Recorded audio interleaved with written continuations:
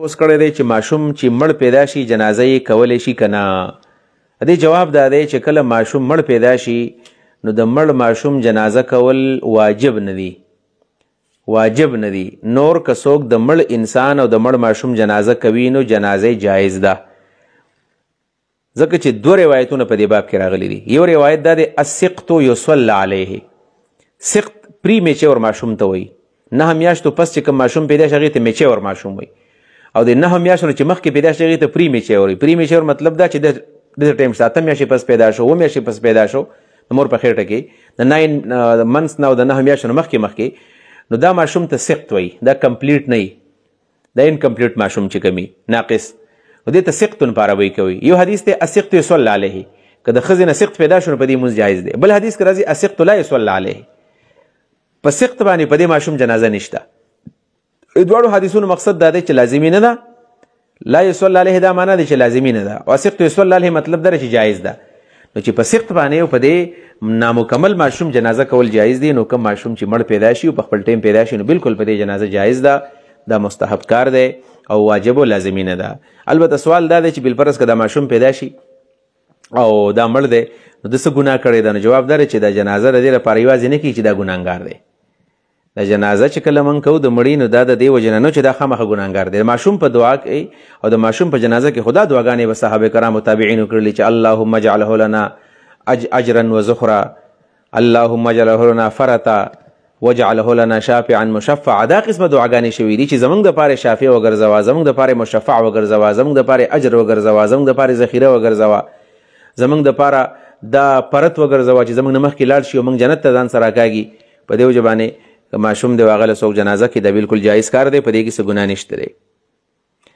بل یو ملګري سوال کړی دی غامدی کے بارے میں کیا خیال ہے؟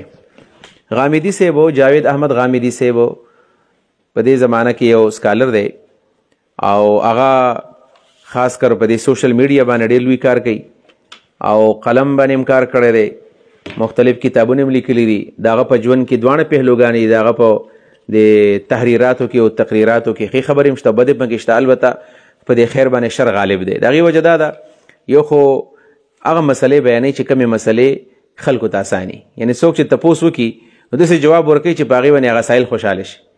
زما د دې ناقص علم مطابق او د فراهم معلوماتو مطابق چې د هغه نه کله د مسلې تپوس شوی دی نو زما نه د خیال که هغه چې د خپل سایل خفه کړی هغه ګوري مزاج ته چې یاره څنګه جواب وله ورکړمه. د هغه په دې لایو پروګرام کې زنانه ناستې بې سرتورې ناستې، نو ټیک د هغه و چې زه خو په چا باندې پابندي نه لګوم، خو موږ ته داسې هم نه دي معلوم چې هغه چېرته ویلي چې دا سر تاسو پټ کوئ. د پردې په باره کې د هغه تصور دی چې مخ دې څوک نه پټوي، خیر دی خو یو بل ته ګوري نه، او نور داسې په مجلس کې ناستي نو که هغه ځای کې ښځه ناسته او دلته ناسته او سر یې ښکاره دی او مخ یې ښکاره دی، نو دا پابندي هغه نه لګي، د هغه چې کوم تعبیرات دي انتهایي سست دي. او اگر چې مولانا مودودي رحمه الله په ابتدا کې پالو کوو، ډاکټر اسرار صاحب پالو کړی دی، په خپله باندې وایي چې ما ته د مولانا مودودي رحمه الله د اسرار صاحب چې کوم د دین کم فهم دی او کم سوچ دی هغه ما ته وایي ټیک نه ښکاره کېږي، نو هغه ځان له یو سوچ فکر دی. او بیا خاص کر د احادیثو په باره کې د هغه سوچ ډېر ناشنا دی. د حدیثو باره کې هغه صرف سنت مني کوم چې د ابراهیم علیه السلام نه او د روز اول د دنیا نه چې دنیا کله پیدا شوې ده د آدم علیه السلام د ابراهیم علیه السلام کوم سنت دي هغه مني، نور چې کوم حدیث هغې ته روایات وایي. چا ته تپوس کړی دی چې خلک تا ته منکري حدیث وایي، نو ته منکري حدیث یې، نو هغه و چې ټول نه زیات احادیث خو زما په کتاب کې دي. نو جواب دا دی چې ستا په کتاب کې دي خو آیا ته دا حجت منې که نه منې؟ یو روایت نقل کول دي.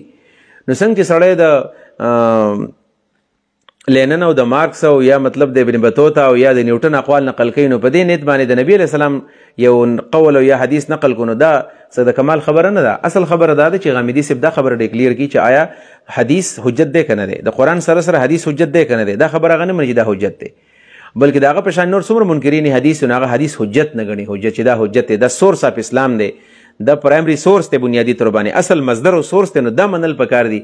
په دې وجه باندې هغه چې کوم سنت دی هغه مني او کوم چې حدیث هغې ته روایات وایي، او په خپله باندې وایي چې دا کومه حدیث بخاري مسلم وغیره دا د سنتو یو ریکارډ دی، یعنې هغه وایي چې دین دغه قرآن او سنت دی یا حدیث متواتر دی، او دا کومه حدیث د سنت یو ریکارډ دی خو مستقل حدیث د حجت نشي کېدی. دغه سوچ دا دی موږ وایو چې دغه په اقوالو او افکارو کې ډېر غلطیانې دي، لهذا د دې نه ځان ساتل غواړي. یو سړي څخه جوړ علم دی بیا دغه کتابونه ګوري نو ټیک ده، ورنه که بالفرض چا څه علم نشته دا کتابونه کتل نو مشکل ورته خامخا جوړېږي بیا.